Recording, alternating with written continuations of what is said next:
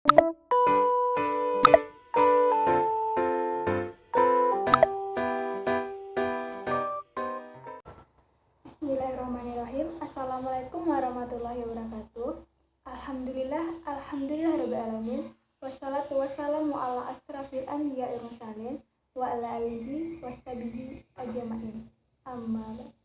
Pertama, marilah kita ucapkan puji syukur atas kehadiran Allah SWT, karena dengan rahmat dan hidayahnya kita dapat melaksanakan perkuliahan pada hari ini. Salawat serta salam tak lupa pula kita hadiahkan kepada pucuk pimpinan kita, yakni Nabi besar Muhammad. Baiklah, kami dari kelompok 3 Bank dan Lembaga Syariah dengan bermaterikan asuransi syariah yang beranggotakan saya sendiri, Emilia Azira Putri sebagai moderator, Rizky sebagai pemateri pertama, dan Fira Faiza Melinda sebagai pemateri kedua. Sebelumnya, kami berterima kasih kepada Ibu Zulfaruri Sintia Putri yang telah memberikan kesempatan untuk mempresentasikan makalah kami. Langsung saja kepada Rizky dan Fira, saya persilahkan. Bismillahirrahmanirrahim. Assalamualaikum warahmatullahi wabarakatuh. Saya Rizky NIM 37290 akan membacakan materi yang pertama, yaitu tentang asuransi syariah. 1. Pengertian asuransi syariah. Dalam bahasa Arab, asuransi dikenal dengan istilah at-ta'min. Penanggung disebut mu'amin, tertanggung disebut mu'amman lahu atau mustaqim.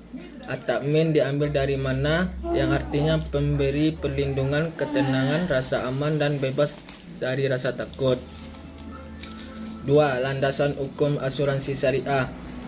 Landasan dasar asuransi syariah adalah sumber dari pengambilan hukum praktik asuransi syariah. Karena sejak awal asuransi syariah dimaknai sebagai wujud dari bisnis penanggungan yang didasarkan pada nilai-nilai yang ada dalam ajaran Islam, yaitu Al-Quran dan Sunnah Rasul. Hadis Rasulullah SAW.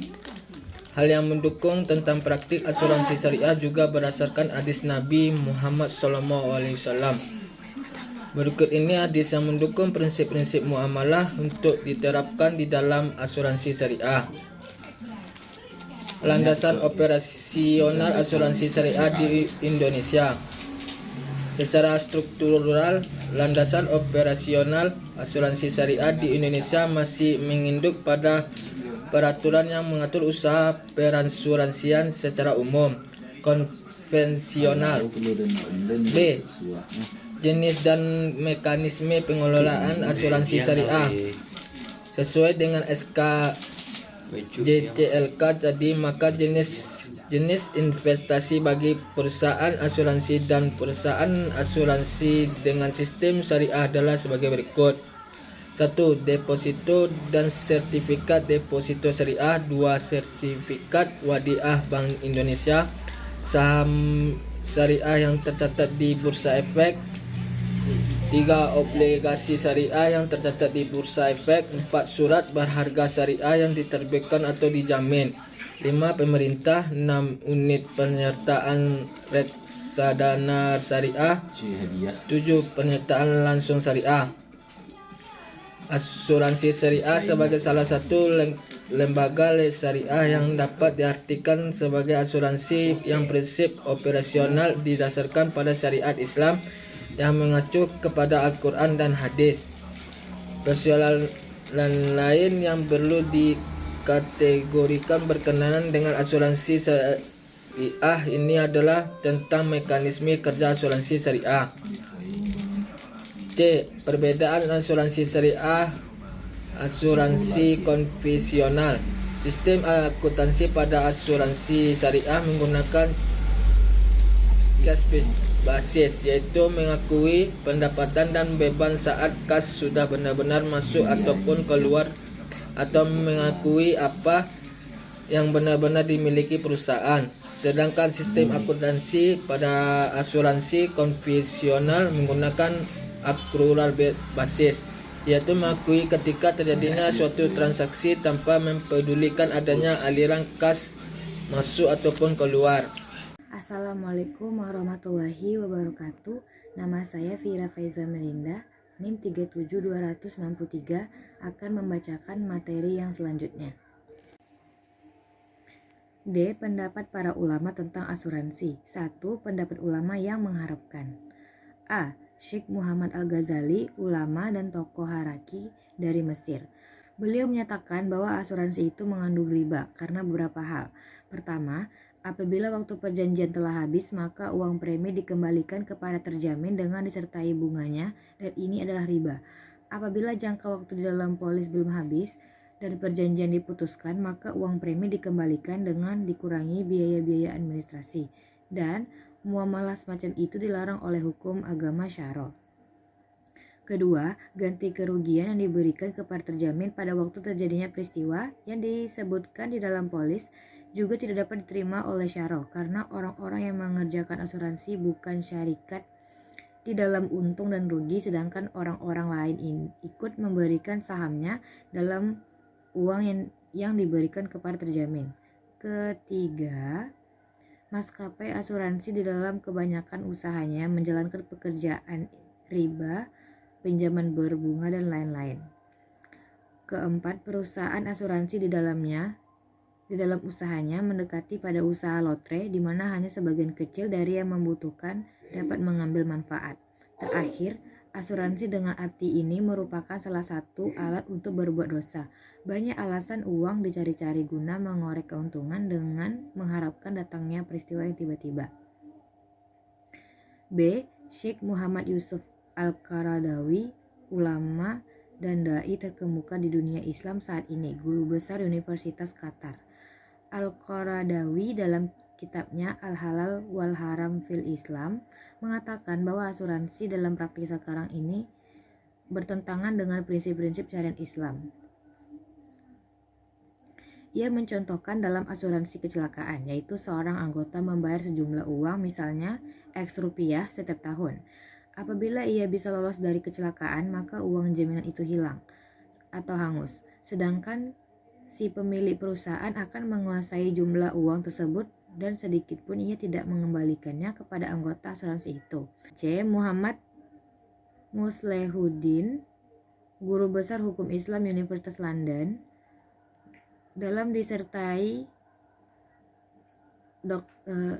doktornya berjudul Insurance and Islamic Law, beliau mengatakan bahwa kontrak asuransi konvensional ditolak oleh ulama cendekiawan Muslim dengan berbagai alasan.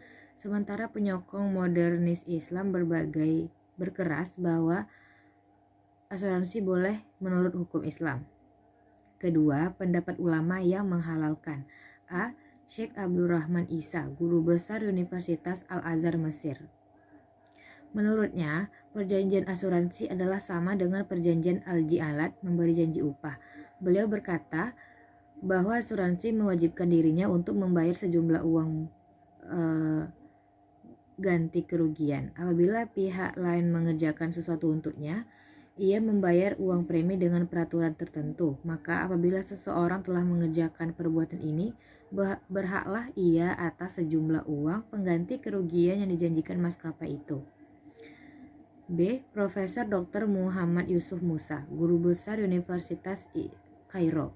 Beliau mengemukakan pendapat bahwa sepanjang dilakukan bersih dari riba, maka asuransi hukumnya boleh, dengan pengertian nasabah masih hidup menurut jangka waktu yang ditentukan dalam polis, maka dia meminta pembayaran kembali hanya sebesar premi yang pernah dibayarkan tanpa ada tambahan. C. Syekh Abdul Wahab Khalaf, guru besar hukum Islam Universitas Kairo. Beliau mengatakan bahwa asuransi itu boleh sebab termasuk akad mudharabah. Akad mudharabah dalam syariat Islam ialah perjanjian persekutuan dalam keuntungan dengan modal yang diberikan oleh satu pihak dan dengan tenaga di pihak yang lain. D. Profesor Dr. Muhammad Al-Bahi, wakil rektor Universitas Al-Azhar Mesir. Beliau berpendapat bahwa asuransi itu hukumnya halal karena beberapa sebab. Pertama, asuransi merupakan suatu usaha yang bersifat tolong-menolong. Yang kedua, asuransi mirip dengan akad mudharabah dan untuk mengembangkan harta benda. Ketiga, asuransi tidak mengandung unsur riba. Keempat, asuransi tidak mengandung tipu daya. Terakhir, asuransi tidak mengurangi tawakal kepada Allah Subhanahu wa taala. Perkembangan asuransi syariah di Indonesia. Perkembangan industri asuransi syariah juga terjadi di Indonesia. Pertumbuhan asuransi syariah didukung oleh ketentuan regulasi yang menjamin kepentingan hukum kegiatan asuransi syariah. Ketentuan hukum yang mengatur asuransi syariah antara lain: pertama, Undang-Undang Nomor 2 Tahun 1992 tentang usaha perasuransian. Kedua, Peraturan Pemerintah Nomor 73 Tahun 1992 tentang penyelenggaraan usaha perasuransian sebagaimana telah diubah dengan Peraturan Pemerintah Nomor 63 Tahun 1992. Yang ketiga, Keputusan Menteri Keuangan Nomor 421 KMK 06/2003 tanggal 30 September 2003 tentang penilaian kemampuan dan kepatutan bagi direksi dan komisaris perusahaan perasuransian. Keempat, Keputusan Menteri Keuangan Nomor 422 KMK 06/2003 tanggal 30 September 2003 tentang penyelenggaraan usaha perusahaan asuransi dan perusahaan reasuransi. Kelima, Keputusan Menteri Keuangan Nomor 423 KMK 06/2003 tanggal 30 September 2003 tentang pemeriksaan perusahaan perasuransian. Keenam, Keputusan Menteri Keuangan 424 KMK 06/2003 tanggal 30 September 2003 tentang kesehatan keuangan perusahaan asuransi dan perusahaan reasuransi. Ketujuh, Keputusan Menteri Keuangan Nomor 426 KMK 06/2003 tanggal 30 September 2003 tentang perizinan usaha perusahaan asuransi dan perusahaan reasuransi. Baiklah, hanya itu hasil dari presentasi kami. Terima kasih atas segala perhatian, mohon maaf atas segala kekurangan. Assalamualaikum warahmatullahi wabarakatuh.